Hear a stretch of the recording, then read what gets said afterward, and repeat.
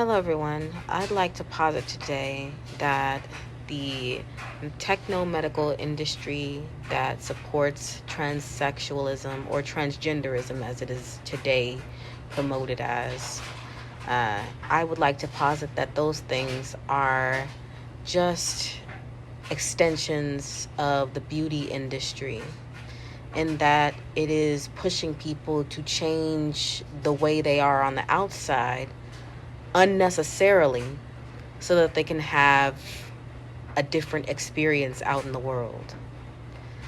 And one thing I'd like to say about that is that the body is the mind and the mind is the body. And when you change the body unnecessarily, you change the mind for the worse. I mean, if you really think about it, it's all extremely shallow. And it promotes this view, this culture in which it's okay to be completely and totally obsessed, not just with how you look, but how people are perceiving you, and become obsessed with getting that validation from people who are not yourself about how you look, and be looking for that validation, seeking it all the time. Not just that, but I think we can agree that it's never really enough. I mean, look at all these pop stars who have gotten all this work done, right? Is it ever really enough for them? Because the nature of these trends, these beauty trends, are always changing. Just like all of these people who are espousing an alternative identity or gender or whatever you want to call it, they're always changing as well. Which begs the question, like, if our identity is always changing, why should we be doing these extremely permanent surgical and hormonal things to our bodies? What's the purpose of that? The purpose is to get you hooked on it in the first place, so that you become a patient forever.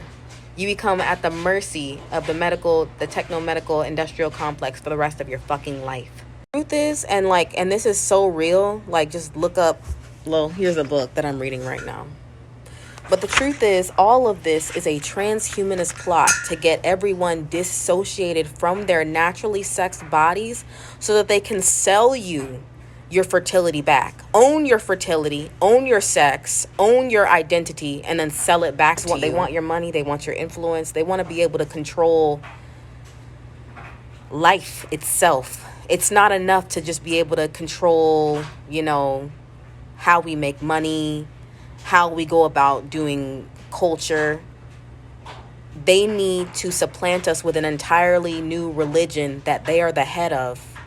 This new religion says that technology is king, and technology coupled with the human spirit can be something of a heaven that you never have to leave. And that's just not the truth. Every good thing comes with so many bad things. Like, yeah, maybe in the future people will be, if like we're on this, course of transhumanism, people will be able to pick out whatever genes they want their baby to have, or they'll be able to like change themselves however they see fit. But so many people will be hurt in the meantime. In like all the medical science we have right now, it's a blood diamond. And it's always going to be that way. There are people who are going to be suffering because scientists don't have any real ethics when it comes down to the ones who are looking to push the envelope, no matter who gets hurt. That some scientists just, not all scientists are good. Some scientists just don't give a fuck. And those are the ones who end up with all the money and all the influence, sadly. Even regardless of the people that it hurts to get to this place, right? There is not even a guarantee that the actual heaven will be heaven once we get there. Because, like, life is not that simple, and life will never be that simple. It's an ever-going war. Like, smarter people doesn't mean less war. It means more complicated war. That is all there is life is just war. There's never going to be a time of peace. And I really hate to say that, but it's probably always just going to be us fighting for what we think is going to be peace. And ultimately, all of this is just a circle jerk of fetishists, general corporations, and tech oligarchs. They're using the vulnerable as fodder so that they can in the future be able to become whatever it is they see fit to become. Right? They're shapeshifters. Here's the plan. Create an oppressed class that you can rule over. Then once they start to realize that they're being ruled over, you can transform yourself into a champion of that oppressed class. And then you can ultimately lead that oppressed class and the rest of humanity too, given enough time, wherever it is you want them to go. Allow me to read you something from this book that I'm reading. Artificial sex characteristics crafted through medical technology are being promoted under the guise of human rights advocacy precisely because it blurs the line between the product of the gender industry and the people who are purchasing the products. This branding aims to convey a sense of uniqueness and transformation to consumers. What these corporations are promoting is the complete and total objectification of human experience. And I just don't think that's something that we should be doing to ourselves.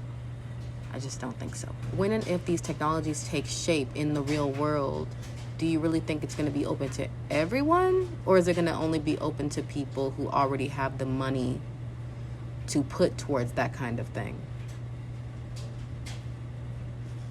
Because at the end of the day, it's capitalism. People aren't doing these sex surgeries and all of these like shape-shifting kinds of surgeries for no money. When we live in a society and then make the choice to continue living in a society where aesthetics are valued above everything else, is it really any wonder why we keep falling in this trap of having people who look like they're the best of us making us fail in these spectacular ways, further dividing people and getting them further away from their innate humanness and their innate sociability as humans. It's all a corporatist plot to dissociate people from their naturally sex bodies to sell them synthetic sex identities